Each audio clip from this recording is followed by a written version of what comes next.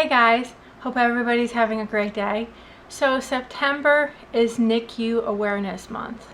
And if you're new to our channel, Sasha actually spent the first 6 months of her life in the NICU due to what she has going on. Sasha was perfectly healthy at birth, actually 4 days late. About 24 hours after I had her, she had respiratory distress and some other health issues, so she was rushed about an hour and a half away to the nearest big hospital and a NICU. And I just want to say that those doctors in the NICU are absolutely amazing. I didn't even recognize Sasha when I walked into the NICU. She was on oxygen, she was on a feeding tube, she was on pulse ox. I mean, I couldn't even put clothes on her. She had so many different strings and so many different things up every direction of her body that I didn't even recognize her at first walking in. They said, she's over there, and I had to say, which one? They said, you had to look at the name on the thing, and it was scary because the child that left the hospital was no longer the child that I was looking at. She was that medically fragile all of a sudden. And those NICU doctors, nurses, they have an amazing team of people that truly do work together. And without them, I don't think that Sasha would be here and where she is. Sasha spent her first Halloween, she spent her first Thanksgiving, her first Christmas, her first New Year's, her brother's 8th birthday. She spent a long time in the NICU, and I didn't know if she would ever actually get to come home. She was that sick. They told me, don't expect too much, and the doctors, give you the worst case scenario.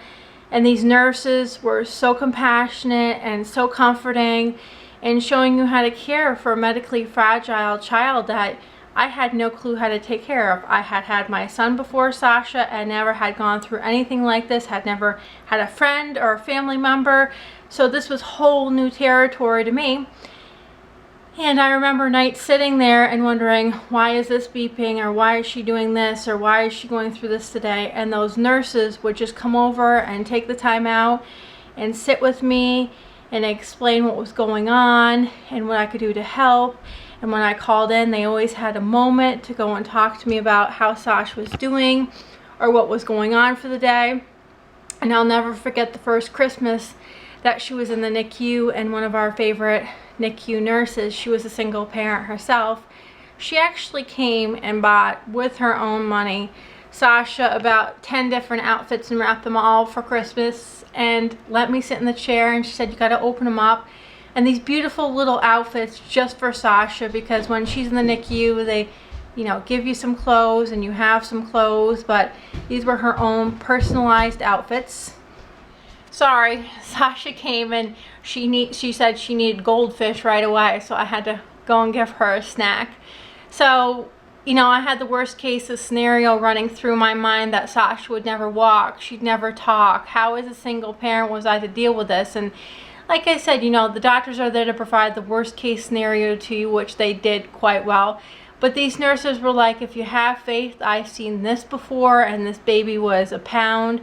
Maybe a pound or two when they were born, and they went through this, and showing me pictures on the wall, and just the compassion and the respect that I have for them, and them working holidays and the night shifts and the amazing work that they do for these kids that are so small and so medically fragile, that the NICU was, a very unhappy experience, but at the same time it was an amazing experience due to the fact that these nurses just went out of their way. They even brought me up lunch from the cafeteria a couple times because they know that I didn't want to leave Sasha. I sat there in the chair, or I slept right in the visiting section. I slept on the fold-out couch. I'd reserved the room because I had my son at home, but I would go down every Friday after work till about Sunday afternoon and spend every waking minute with Sasha and sit in the chair next to her, or fall asleep in the chair with her.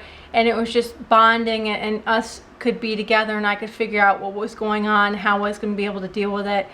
And they were just such a great team of people, and I have a huge respect, like I said, for them. So it's NICU Awareness Month, so if you're ever near the NICU, bring them some coffee, bring them some donuts, tell them thank you for what they do, because they really go above and beyond any people that I should know.